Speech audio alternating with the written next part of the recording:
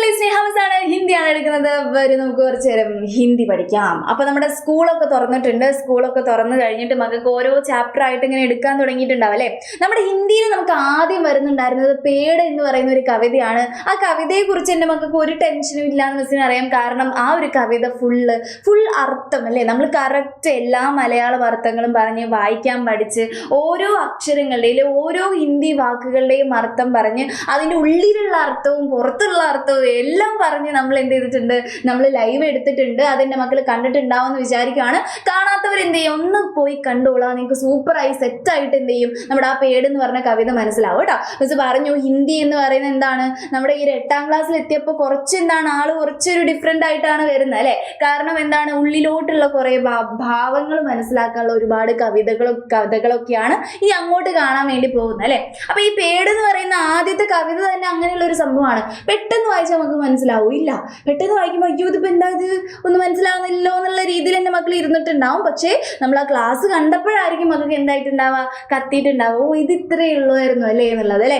Okay, അപ്പം നമുക്ക് എന്ത് ചെയ്യാം, ഇന്ന് നമുക്ക് ആ കവിതയിലെ എല്ലാ ആക്ടിവിറ്റീസും എന്താ ചെയ്യാം, നമുക്ക് ഒരുപാട് ആക്ടിവിറ്റീസ് ഇമ്പോർട്ടൻ്റ് ആയിട്ടുള്ളത് അതെന്ത് ചെയ്യാം നമുക്ക് അങ്ങ് പറഞ്ഞേക്കാം. കാരണം ഇനി അങ്ങോട്ട് ഹോംവർക്കൊക്കെ തരുന്ന കാലഘട്ടമാണല്ലോ. അപ്പോൾ ഫസ്റ്റ് എങ്ങനെ എഴുതി തുടങ്ങും എന്നുള്ളൊരു സ്റ്റാർട്ടിങ് ട്രബിൾ മക്കൾക്ക് ഉണ്ടാവും. എങ്ങനെ എഴുതണം, കുറേ എഴുതണോ, കുറച്ച് എഴുതിയാൽ മതിയോ, അങ്ങനെയൊക്കെയുള്ള ഓരോ ഡൗട്ടുകൾ ഉണ്ടാവും അല്ലേ. മാത്രമല്ല ഇതിൽ ഒരുപാട് ക്വസ്റ്റ്യൻസ് നമുക്ക് ഇവിടെ ചോദിക്കാറുണ്ട്, നമ്മുടെ എക്സാമിനും ചോദിക്കാറുണ്ട്. അപ്പോൾ അതിനൊക്കെ ഒരു പരിഹാരമാണ് നമ്മുടെ ഈ ആക്ടിവിറ്റീസ് നമ്മൾ പഠിച്ചിരിക്കുക എന്നുള്ളത്. അതുമല്ല നമ്മുടെ ആദ്യത്തെ ചാപ്റ്റർ ആണ്.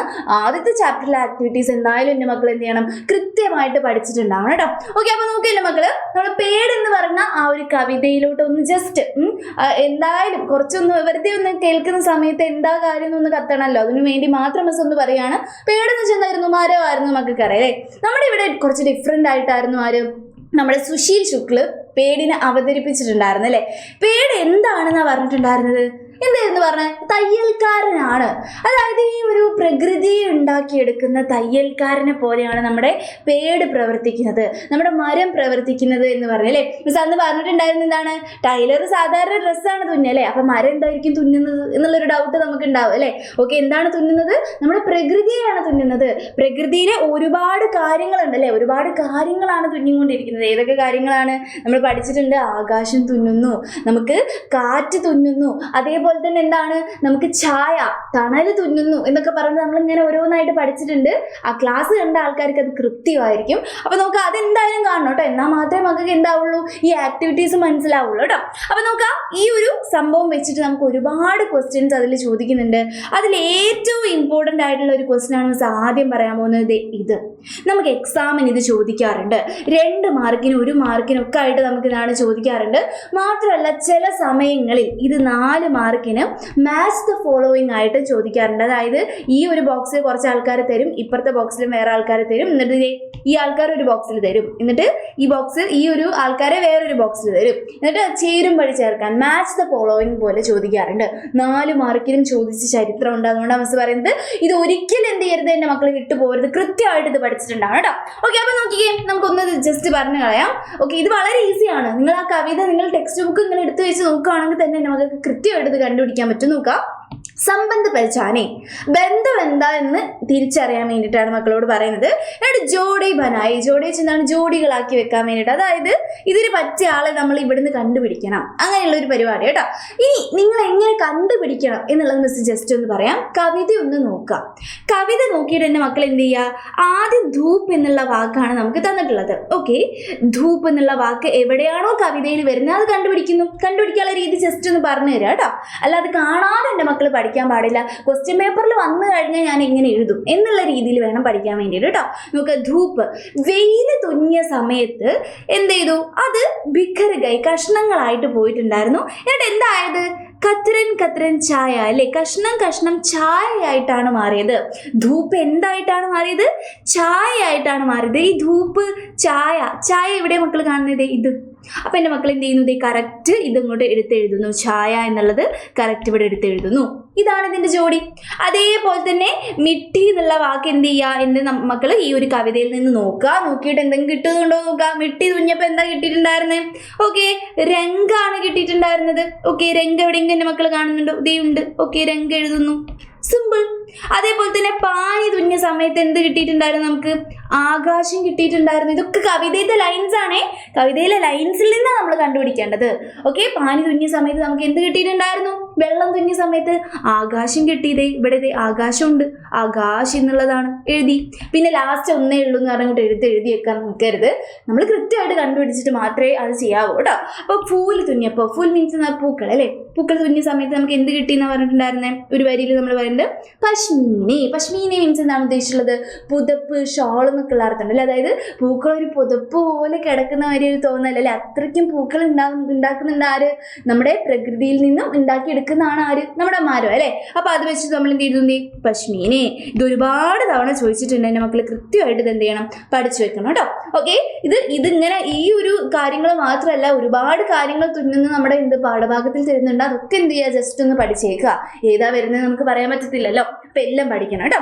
ഓക്കെ, അത് കഴിഞ്ഞിട്ട് കുഞ്ഞു കുഞ്ഞു ക്വസ്റ്റ്യൻസ് മക്കൾ കണ്ടിട്ടുണ്ടാവും. ആ സൈഡിലൊക്കെ ചെറിയ ചെറിയ കുറേ ക്വസ്റ്റ്യൻസും കാര്യങ്ങളൊക്കെ കണ്ടിട്ടുണ്ടാവും. അതാണ് ഇനി നമ്മൾ എന്ത് ചെയ്യാൻ പോകുന്നത്? ഡിസ്കസ് ചെയ്യാൻ പോകുന്നത് കേട്ടോ. ഇത് എന്തായാലും പഠിക്കും. ഇത് പഠിച്ചാൽ തന്നെ കവിതയുടെ എന്ത് കിട്ടി? ആശയം ഒക്കെ കിട്ടി എന്നാണ് അർത്ഥം കേട്ടോ. നോക്കാം. ധൂപ് സിലി തോ ബിഖർ ഗയി കത്തരൻ കത്തരൻ ചായായി. നമ്മുടെ പാഠഭാഗത്തിലെ ഒരു ലൈൻ നമുക്ക് തന്നിട്ടുണ്ട്. ഓക്കെ, എന്താണ് തന്നിട്ടുള്ളത്? Just miss വായിക്കാവേ. ധൂപ് സിലി തോ, നമ്മുടെ വെയിൽ തുന്നിയ സമയത്ത് എന്ത് ചെയ്തു? ബിഖർ ഗയി. ബിഖർ ഗയി എന്നാണ് ചെതറിപ്പോയി. എന്ത് ചെയ്തു?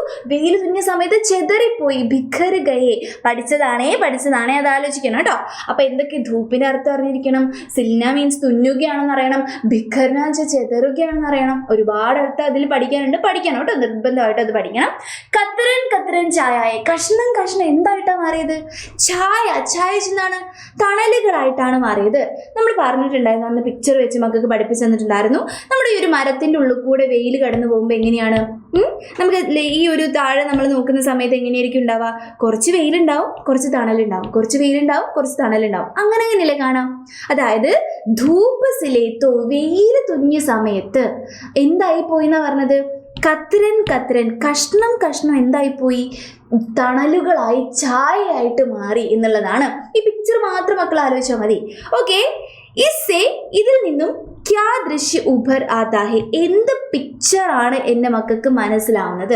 എന്ത് പിക്ചറാണ് വരുന്നത്? നിങ്ങൾക്ക് എന്ത് മനസ്സിൽ വരുന്ന പിക്ചർ ഏതാണെന്നാണ് ചോദിച്ചത്. സിമ്പിളായിട്ട് എങ്ങനെ എഴുതാമെന്നറിയോ? മിസ് സിമ്പിളാക്കി ഇവിടെ എഴുതി വെച്ചിട്ടുണ്ട്. കുറേ കോംപ്ലിക്കേറ്റഡ് ആയിട്ട് എഴുതണ്ട, ഇത്ര മാത്രം എഴുതിയാൽ മതി. പേടിക്ക് പത്തിയോം കെ ബീച്ച് സേ, നമ്മളിങ്ങനെ എഴുതുന്നത് മരത്തിൻ്റെ ഇലകളിലൂടെ.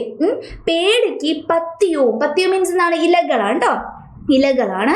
ഇലകളുടെ കെ ബീച്ച് സൈസ് എന്നാണ് ഇലകളിലൂടെ എന്നുള്ള അർത്ഥം കേട്ടോ. ഇലകളിലൂടെ എന്നുള്ള അർത്ഥമാണ് മിസ് എഴുതുന്നുണ്ടേ. മക്കള് ശ്രദ്ധിച്ച് നോക്കണം. പേടിന്റെ ഇലകളിലൂടെ ആനേവാലി വരുന്ന ധൂപ്, വെയില് എന്താവുന്ന പറയുന്നത്? ജമീൻ പർ എന്ത് ചെയ്യാണ്? ഭൂമിയിൽ ധൂപ് ഓർ ചായ കെ ടുക്കടേ ബൻ ജാത്തെ ഹേ. വെയിലിന്റെയും ചായ, തണലിന്റെയും, ധൂപ് ഓർ ചായ മീൻസ് എന്താണ്? വെയിലിന്റെയും തണലിന്റെയും ടുക്കടെ മീൻസ് എന്താണ്? കഷ്ണം എന്നുള്ള അർത്ഥമാണ്. മക്കൾക്ക് എന്താണ് വേണമെങ്കിൽ കത്തരൻ എന്നുള്ള വാക്ക് എഴുതാം. മിസ് കുറച്ചുകൂടി എളുപ്പമുള്ള ഒരു വാക്ക് പറഞ്ഞതാണ്. മക്കൾക്ക് ഇവിടെ കത്തരൻ എന്ന് ഉപയോഗിക്കാം, കുഴപ്പമില്ല. മിസ് ഇവിടെ ടുക്കടെ എന്ന് വെച്ചാലും കഷ്ണമാണ്, കത്തരൻ എന്ന് വെച്ചാലും കഷ്ണമാണ് കേട്ടോ. ഏതാണോ എളുപ്പം അത് എഴുതി വെക്കുക കേട്ടോ. കത്തരൻ ബൻ ജാത്തെ ഹേ അല്ലെങ്കിൽ ടുക്കടെ ബൻ ജാത്തെ ഹേ എന്നാണ് കഷ്ണങ്ങളായി പോകുന്നു എന്നുള്ളതാണ്. സിമ്പിളായിട്ട് പറഞ്ഞു. ഇലകളിലൂടെ ധൂപ്പ് കടന്നു പോകുന്ന സമയത്ത് ജമീൻ പർ, നമ്മുടെ ഭൂമിയിൽ ധൂപ്പിന്റെയും പിന്നെന്തിന്റെയും ചായയുടെയും കഷ്ണങ്ങളായിട്ട് അത് മാറുന്നു. സിമ്പിൾ, വളരെ ഈസി ആയിട്ട് എഴുതാം കേട്ടോ. ഇത് നമുക്ക് ക്വസ്റ്റ്യൻ പേപ്പറിൽ വന്ന് ചോദിച്ചിട്ടുണ്ടോ ചോദിച്ചാൽ വന്ന് കണ്ടിട്ടില്ല. നമുക്ക് കുറച്ച് ചെറിയ ചെറിയ ക്വസ്റ്റ്യൻസ് ഒക്കെ ചോദിക്കല്ലേ. പക്ഷെ എൻ്റെ മക്കൾ എന്ത് ചെയ്യണം? പഠിക്കണം. നിങ്ങൾക്ക് മിഡ് ടേം എക്സാമിനൊക്കെ ഇതൊന്നൊക്കെ ആയിരിക്കും ക്വസ്റ്റ്യൻ ചോദിക്കുക. അപ്പോൾ എന്തായാലും ഇത് പഠിക്കേണ്ടി വരും കേട്ടോ. ഇതിൻ്റെ ലോജിക്ക് എന്താണെന്നുള്ളത് പഠിച്ചു വെക്കേണ്ടി വരും. ജസ്റ്റ് ഒന്ന് പഠിച്ചേക്കാം. സിമ്പിളാണ് കേട്ടോ, ഒന്നും പേടിക്കാനില്ല. സിമ്പിളായിട്ട് ആ ഒരു സംഭവം ആലോചിച്ചാൽ മതി. ഇലകളിലൂടെ കടന്നു പോകുമ്പോൾ എന്താവുന്നു എന്നുള്ള കാര്യം മാത്രം പഠിക്കാം കേട്ടോ. ഓക്കെ, അടുത്തത് എന്തായിരുന്നു പറഞ്ഞിട്ടുണ്ടായിരുന്നത്? മിട്ടി രംഗ് ഹവാ പാനി കോ ജോഡാ ദിയാ തരാശ് എന്നുള്ളൊരു വാക്ക് നമ്മൾ പഠിച്ചിട്ടുണ്ട് അല്ലെ. എന്താണ്? മിട്ടി എന്നാണ്? മണ്ണാണ്. രംഗ് മീൻസ് എന്താണ്? നിറമാണ്. ഹവ മീൻസ് എന്താണ്? കാറ്റാണ്. പാനി മീൻസ് എന്താണ്? വെള്ളമാണ്. ഓരോന്നിന്റെ അർത്ഥം മിസ് പറയുന്നുണ്ടേ, നോക്കണേ, അറിയാത്ത ആൾക്കാർ കൃത്യമായിട്ട് എഴുതിയെടുക്കണം. അപ്പൊ ഈ മിട്ടിയും നമ്മുടെ നിറങ്ങളും കാറ്റും പിന്നെന്താണ് ഈ വെള്ളമൊക്കെ ജോഡാ ദിയ തരാഷ്, എന്താണ്? കൂട്ടിച്ചേർത്ത് തരാഷ്. തരാഷ് കർണ മീൻസ് എന്താണ്? രൂപകൽപ്പന ചെയ്യുക എന്നുള്ള അർത്ഥമാണ്. നോക്കുക, എല്ലാം കൂടി കൂട്ടിയിട്ട് രൂപകൽപ്പന ചെയ്തു എന്നാണ് പറയുന്നത്. ഈ വെള്ളവും നിറവും പിന്നെന്താണ് ഈ ആകാശവും കാറ്റും ഒക്കെ ചേർത്തിട്ട് എന്ത് ചെയ്തു? രൂപകൽപ്പന ചെയ്തു. എന്തിനാ രൂപകൽപ്പന ചെയ്തതെന്നൊന്നും പറയുന്നില്ല കവിതയിൽ. പക്ഷെ നമുക്കറിയാം എന്തിനായിരിക്കും ഇതൊക്കെ ചേർത്തിട്ട് നമ്മൾ എന്തിനാ ഉണ്ടാക്കുക? നമ്മുടെ നേച്ചറിനെയാണ്, പ്രകൃതിയാണ് ഉണ്ടാക്കുക അല്ലെ. നിങ്ങളോട് ചോദിച്ചത് ഇസ്കാ താത്പര്യ ക്യാ ഹെ, ഇതിന്റെ താല്പര്യം എന്താണെന്നാണ് ചോദിച്ചത്. അല്ല, ഇതിനെ കൊണ്ട് എന്താണ് ഉദ്ദേശിച്ചത്? താല്പര്യം മീൻസ് എന്താണ്? ഉദ്ദേശം എന്താണെന്നുള്ളത് കേട്ടോ. ഇതിന്റെ ഉദ്ദേശം എന്താണ് ഇതിനോണ്ട് ഉദ്ദേശിച്ചത്? നമുക്ക് കൃത്യമായിട്ട് എഴുതാൻ നോക്കാം. പേടനെ നമ്മുടെ മരം, മിട്ടി, രംഗ്, ഹവ, പാനി, ഇതിനൊക്കെ ഇൻ സബ് തത്വം കോ ജോഡ്കർ, ഈ എല്ലാ തത്വങ്ങളെയും എന്ത് ചെയ്തു? തത്വങ്ങൾ പഠിക്കാൻ സിമ്പിൾ അല്ലേ? തത്വങ്ങളെയും എന്ത് ചെയ്തു എന്ന് പറഞ്ഞത്? ജോഡ്കർ മീൻസ് നമ്മൾ പറഞ്ഞു കൂട്ടിച്ചേർത്ത് അല്ലേ. കൂട്ടിച്ചേർത്ത് എന്ത് ചെയ്തു എന്ന് പറഞ്ഞത്? പ്രകൃതി ബനായി. എന്ത് നിർമ്മിച്ചു? കവിതയിൽ നമ്മൾ ഒരിക്കലും പറയണില്ല എന്താ നിർമ്മിച്ചതെന്നൊന്നും. ഒക്കെ നമ്മളിങ്ങനെ ബുദ്ധിയിൽ നിന്ന് ഇങ്ങനെ എടുത്ത് എഴുതണം. കവിതയാണ്, ഇങ്ങനെ അങ്ങോട്ട് കവിത വരാൻ പോകുന്നത്. കവിതയിൽ ഫുള്ളൊന്നും പറയത്തില്ല. മക്കൾ എന്ത് ചെയ്യണം? ഓക്കെ, ഇങ്ങനെ ബുദ്ധിപരമായിട്ട് ആലോചിച്ചിട്ട് ഇത് ഇങ്ങനെയായിരിക്കും എന്ന് വളഞ്ഞ് ആലോചിക്കണം കേട്ടോ. അപ്പൊ നോക്കുക, പ്രകൃതി ബനായി. പ്രകൃതി ബനായി എന്താണ്? പ്രകൃതി നിർമ്മിച്ചു. ബനായി മീൻസ് നിർമ്മിച്ചു എന്നുള്ള അർത്ഥം കേട്ടോ. ഓക്കെ, നിർമ്മിച്ചു അല്ലെ. ഓക്കെ, എന്റെ മക്കൾ നോക്കാം, ഇത്രയും പറഞ്ഞിട്ടുള്ളൂ. ഹവയും പിന്നെന്താണ് നമ്മുടെ മണ്ണ്, നിറങ്ങൾ, കാറ്റ്, പിന്നെന്താണ് വെള്ളം, ഇതിനൊക്കെ കൂട്ടിച്ചേർത്തിട്ട് എന്ത് നിർമ്മിച്ചു? നമ്മൾ പ്രകൃതി ബനായി. ജോഡ്കർ പ്രകൃതി ബനായി, പ്രകൃതി ഉണ്ടാക്കി. സിമ്പിൾ അല്ലേ പഠിക്കാൻ വേണ്ടിയിട്ട്? ഓക്കെ, അപ്പൊ ഇത് തന്നെ മക്കൾ എന്ത് ചെയ്യുക? കൃത്യമായിട്ട് പഠിക്കുക. ഹിന്ദി ബുദ്ധിമുട്ടുള്ള ഒരുപാട് മക്കൾ ഇത് കാണുന്നുണ്ടെന്ന് മിസ്സിന് അറിയാം. അപ്പൊ അവരൊക്കെ ചെയ്യേണ്ട കാര്യം എന്താണ്? ആദ്യം പാഠം പോയി വായിക്കുക. പാഠം വായിച്ചിട്ട് കൃത്യമായിട്ട് അർത്ഥം പഠിക്കാൻ നല്ല ബുദ്ധിമുട്ടാണെന്ന് മിസ്സിന് അറിയാം. പക്ഷെ എന്ത് ചെയ്യുക? ഇരുന്ന് പഠിക്കടാ, നമുക്ക് വേറെ വഴിയില്ല. ഇങ്ങനെ നമ്മുടെ ഇമ്പ്രൂവ് ചെയ്യാൻ പറ്റത്തുള്ളൂ ലാംഗ്വേജ്. ഇപ്രാവശ്യം എന്തായാലും ലാംഗ്വേജ് ഇമ്പ്രൂവ് ചെയ്യണമെന്ന് ആഗ്രഹമുണ്ടല്ലോ. കാരണം അടുത്ത പ്രാവശ്യം 9ലും 10ലും ഒക്കെ പോകുമ്പോൾ ടഫ് ആവത്തേ ഉള്ളൂ ഹിന്ദി. അപ്പൊ എന്ത് ചെയ്യണം? ഇപ്പൊ അങ്ങ് നന്നായിട്ട് പഠിച്ചാൽ നമുക്ക് പിന്നീട് വലിയ ടെൻഷനൊന്നും ഉണ്ടാവില്ല കേട്ടോ. അപ്പൊ നമുക്ക് അതെന്തായാലും കൃത്യമാക്കുക. ആദ്യം അർത്ഥം പഠിക്കുക, എന്നിട്ട് ഇങ്ങോട്ട് വന്ന് നോക്കൂ, സൂപ്പറായിട്ട് സെറ്റായിട്ട് മനസ്സിലാവും കേട്ടോ. ഓക്കെ, പിന്നെ നമുക്ക് പറയുന്നുണ്ട്, നോക്കാം, രംഗ് മെഹക്കി ഹുയി സിലായി. രംഗ് മീൻസ് എന്താണ്? നിറം എന്നുള്ള അർത്ഥമാണ്. മെഹക്ക് മീൻസ് എന്താണ്? സ്മെല്ലാണ് അല്ലെ. ഗുഡ് സ്മെല്ലിനാണ് നമ്മൾ എന്ത് പറയുന്നത്? ഗുഡ് സ്മെല്ലിനാണ് നമ്മൾ മെഹക്ക് എന്ന് പറയുന്നത്. നല്ല മണം. അപ്പൊ നിറവും മണവും എന്ത് ചെയ്തു? തുന്നി എന്നുള്ളതാണ്. അതിന്റെ രണ്ടെണ്ണത്തിന്റെയും എന്തുണ്ടായി? തുന്നലുണ്ടായി. സിലായി മീൻസ് എന്താണ്? തുന്നുക എന്നുള്ള അർത്ഥമാണ് അല്ലെ. ഓക്കെ, ഇസ്കാ മത്ലബ് ക്യാ ഹെ, ഇതിന്റെ മീനിങ് എന്താണ്? മത്ലബ് മീൻസ് എന്താണ്? ഇതിന്റെ മീനിങ് എന്താണ് എന്നാണ് ചോദിച്ചത്. ഓക്കെ, മിസ് അന്ന് കവിത എടുത്തപ്പോൾ ഒരു കാര്യം പറഞ്ഞിട്ടുണ്ടായിരുന്നു, നിറവും മണവും മക്കൾക്ക് കണക്ട് ചെയ്യാൻ പറ്റുന്നുണ്ടോ? ഇല്ലല്ലോ.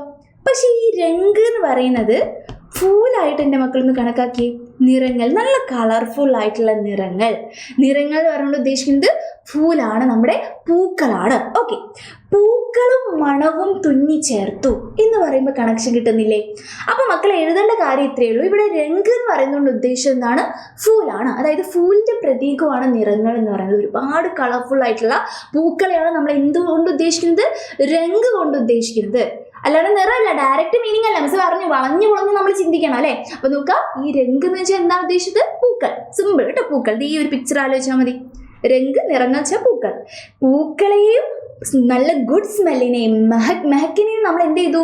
തുന്നിച്ചേർത്തു. ആര്? നമ്മുടെ പേട് തുന്നിച്ചേർത്തു എന്നാണ് പറയുന്നത്. അപ്പൊ ഇതിന്റെ അർത്ഥം ഇത്രയേ ഉള്ളൂ. നമ്മൾ എഴുതുവാണേ, യഹാ രംഗ് ഫൂലോം കാ പ്രതീക് ഹേ. ഇവിടെ രംഗ്, നിറം എന്ന് പറയുന്നത് പൂക്കളുടെ എന്താണ്? പൂക്കളുടെ പ്രതീകമാണ് എന്നാണ് പറഞ്ഞത്. പേടനെ, നമ്മുടെ മരം എന്ത് ചെയ്തു എന്ന് പറഞ്ഞത്? ഫൂലോ, പൂക്കളെയും, ഉൻകി ഖുഷ്ബു എന്നാണ് ഗുഡ് സ്മെല്ലാണ് ഉദ്ദേശിച്ചത് കേട്ടോ. ഖുഷ്ബു. ഇനി എൻ്റെ മക്കൾക്ക് ഖുഷ്ബു എഴുതാൻ വേണ്ടി ബുദ്ധിമുട്ടാണെങ്കിൽ മക്കൾ എന്ത് ചെയ്താൽ മതി? മെഹക്ക് എന്ന് എഴുതി വെച്ചാൽ മതി. മെഹക്ക് എന്ന് നമുക്ക് ഇവിടെ ഉപയോഗിക്കാം കേട്ടോ. ഖുഷ്ബു എന്താണ്? നമ്മൾ സാധാരണ കേട്ട് പരിചയമുള്ള ഒരു വാക്കായതുകൊണ്ടാണ് മിസ് അത് എഴുതിയത് കേട്ടോ. ഇനി മക്കൾക്ക് അത് കേട്ട് പരിചയമില്ലെങ്കിൽ മെഹക്കിന് എഴുതിയാൽ മതി. ഓക്കെ, അപ്പൊ എന്ത് ചെയ്തു? പേടിനെ, മരം നമ്മളിവിടെ എന്ത് ചെയ്ത്? ഫൂലും ഓർ നല്ല സ്മെല്ലിനെയും പൂക്കളെയും പിന്നെന്താണ് ഉൻകി ഖുഷ്ബു അതിൻ്റെ സ്മെല്ലിനെയും എന്ത് ചെയ്തു ജോഡ് ദിയ വെച്ചാണ് കൂട്ടിച്ചേർത്തു എന്നുള്ള അർത്ഥം അല്ലേ. കൂട്ടിച്ചേർത്തു. നമ്മൾ എത്ര പ്രാവശ്യം ജോഡിന എന്നുള്ള വാക്ക് പഠിച്ചത്? കൂട്ടിച്ചേർക്കുക എന്നുള്ള അർത്ഥം കേട്ടോ. കൂട്ടിച്ചേർത്തു. ഓക്കെ, വളരെ ഈസി അല്ലേ പഠിക്കാൻ വേണ്ടിയിട്ട്? ഇത്രയേ ഉള്ളൂ. ഇവിടെ രംഗ് എന്ന് പറയുന്നത് പൂവിന്റെ എന്താണ് പ്രതീകമാണ്. ഓക്കെ, പൂവ് രംഗ് നിറം എന്ന് വെച്ചാൽ പൂവ്. ഓക്കെ, പൂവിനെയും നല്ല സ്മെല്ലിനെയും നമ്മുടെ മരം എന്ത് ചെയ്തു എന്ന് പറഞ്ഞത് കൂട്ടിച്ചേർത്തു. ജോഡാ ദിയ. സിമ്പിൾ സെറ്റ് അല്ലേ? സിമ്പിൾ ആയിട്ട് മനസ്സിലാക്കുക കേട്ടോ. കോംപ്ലിക്കേറ്റഡ് ആക്കേ ചെയ്യരുത് എൻ്റെ മക്കള്. ഇത് അയ്യോ മിസ്സേ അയ്യോ രംഗ് അങ്ങനെയൊന്നും പറയരുത്. ഒന്നും ഇല്ലടാ, സിമ്പിൾ, വളരെ സിമ്പിൾ. അതിനവസ്ഥ ഇത്രയ്ക്കും മലയാളത്തിൽ പറഞ്ഞു തരുന്നു കേട്ടോ. അപ്പം അത് ടെൻഷൻ ആവേണ്ട കാര്യമൊന്നുമല്ല കേട്ടോ. ഫസ്റ്റ് മാത്രമേ ഈ പ്രശ്നം ഉണ്ടാവുള്ളൂ എൻ്റെ മക്കൾക്ക്. ഫസ്റ്റ് എന്താണ് ഇതൊരു അയ്യോ ഇതിങ്ങനെ എന്താ ഇത് എന്നൊക്കെ ഉള്ളൊരു ടെൻഷനും കാര്യങ്ങളൊക്കെ ഉണ്ടാവും. പക്ഷെ എന്താണ് വളരെ സെറ്റായിട്ട് നമുക്ക് എന്ത് ചെയ്യാൻ പറ്റും, ഇതാക്കാൻ പറ്റും കേട്ടോ. അപ്പോൾ അടുത്തത് നമുക്ക് പഠിക്കാനുള്ളത് ഈ വനങ്ങളെ കുറിച്ചിട്ടൊക്കെ പറയുന്ന ലാസ്റ്റത്തെ ഭാഗമാണ് കേട്ടോ. അപ്പോൾ ആ ലാസ്റ്റത്തെ ഭാഗം ഒന്ന് നോക്കിക്കഴിഞ്ഞാൽ മക്കള് വനക്കേ പേടുമേ വനക്കേ സ്വാദ് സിലേഹേ ലാസ്റ്റിലോട്ട് പറയുന്നുണ്ട് എന്താണ് മാങ്ങയുടെ മരത്തിൽ, അതായത് മാവിൽ മാങ്ങയുടെ സ്മെല്ലുണ്ട്, മാങ്ങയിൽ മാങ്ങയുടെ സ്വാദുണ്ട്, ജാമുന്റെ സ്വാദുണ്ട് എന്നൊക്കെ പറഞ്ഞിട്ട് കുറേ ടേസ്റ്റിന്റെ കാര്യം നമ്മൾ പറഞ്ഞിട്ടുണ്ടായിരുന്നു അല്ലേ. ഇതൊക്കെ മരമാണ് ഉണ്ടാക്കുന്നത്. നിങ്ങൾ ചിന്തിച്ചിട്ടുണ്ടത് ജാമുൻ മീൻസ് എന്താണ് ഉദ്ദേശിച്ചത്? നമ്മൾ ജാവപ്പഴം ആണ്, നമ്മുടെ ഞാവൽപ്പഴമാണ് ഉദ്ദേശിച്ചത് അല്ലേ. അപ്പൊ ഞാവൽപ്പഴത്തിന് എന്തായിരിക്കും, ഞാവൽപ്പഴത്തിന്റെ ടേസ്റ്റ് ആരായിരിക്കും കൊടുത്തത്? നമ്മളിങ്ങനെ തേങ്ങയിൽ ആര് വെള്ളം നിറയ്ക്കുന്നൊക്കെ പറഞ്ഞ പോലെ അങ്ങനെയൊക്കെ നമ്മൾ ചിന്തിക്കാറുണ്ട് അല്ലേ. അപ്പൊ അതേപോലെ പറയുവാണിത്. വനത്തിന്റെ സ്വാദ് എന്ത് ചെയ്തിട്ടുണ്ട്, തുന്നി ചേർത്തിട്ടുണ്ട്. ആര്? നമ്മുടെ മരം. ഇവിടെ വനം മീൻസ് എന്താണെന്ന് നമുക്ക് അറിയാം, ഫോറസ്റ്റ് ആണ്. ഫോറസ്റ്റിന് ടേസ്റ്റ് ഉണ്ടോ? ഇതിപ്പോൾ എന്താ ഉദ്ദേശിച്ചത്? നല്ലൊരു ഡൗട്ട് വന്നില്ലേ? മിസ് പറഞ്ഞു കവിത എന്ന് പറഞ്ഞാൽ എന്ത് ചെയ്യണം, ഉള്ളിന്ന് ചിന്തിക്കണം അല്ലേ. അപ്പൊ ഇവിടെ വേറൊരു ഉദ്ദേശമുണ്ട് കേട്ടോ. സ്വാദ് മീൻസ് എന്താ ഉദ്ദേശം അറിയോ? വിശേഷതകളാണ്. വിശേഷത അതായത് സ്പെഷ്യാലിറ്റി. മരത്തിന്റെ കാട്ടിലുള്ള ഫോറസ്റ്റിന് കാട്ടിലെ ഫോറസ്റ്റിൻ്റെതായ എന്തുണ്ട്, ഒരു പ്രത്യേകത ഉണ്ട്. ഇത് ആരുണ്ടാക്കിയതാ? നമ്മുടെ മരം ഉണ്ടാക്കിയതാണ്, മരം തുന്നി ഉണ്ടാക്കിയതാണ് എന്നാണ് പറയുന്നത് കേട്ടോ. അപ്പൊ നോക്കിയേ, വനക്കേ പേടുമേ വനത്തിലെ ഫോറസ്റ്റിലെ പേടുകളിൽ മരത്തില് വനക്കേ സ്വാദ് സിലേഹേ ഫോറസ്റ്റിൻ്റെതായിട്ടുള്ള ഒരു സ്വാദ് ടേസ്റ്റ് അതായത് വിശേഷത സ്പെഷ്യാലിറ്റി എന്ത് ചെയ്തിട്ടുണ്ട്, തുന്നി ചേർത്തിട്ടുണ്ട് എന്നാണ് പറയുന്നത് കേട്ടോ. അതിന്റെ ഡയറക്റ്റ് മീനിങ് അല്ല, ഇൻഡയറക്റ്റ് മീനിങ് ഇതാണ് കേട്ടോ വരുന്നത്. ഇതിന്റെ മത്ലബ് എന്താണ്, ഇതിന്റെ മീനിങ് എന്താണ് എന്നുള്ളതാണ് ചോദിച്ചിട്ടുള്ളത്. അപ്പൊ നമുക്ക് കിട്ടി ഒന്നുമില്ല. ഫോറസ്റ്റ് മരത്തിൽ എന്തുണ്ടാവും, ഫോറസ്റ്റിലുള്ള മരത്തിൽ അതിൻ്റെതായ സ്പെഷ്യാലിറ്റികൾ ഉണ്ട് എന്നുള്ളത് എഴുതിയാൽ മതി. നോക്കിക്കേ, വനക്കേ പേടോമേ വനത്തിലെ മരത്തിൽ എന്തുണ്ടാന്ന് പറയുന്നത്, വനത്തിൽ ജുഡി കുച്ച് വിശേഷതായി ഷാമിൽ ഹോത്തെ. ഇത് കുറച്ച് ബുദ്ധിമുട്ടായിട്ട് തോന്നും, പക്ഷെ എന്താണ് കുറച്ചുകൂടി സിമ്പിൾ ആയിട്ട് മിസ് പറഞ്ഞുതരാം കേട്ടോ.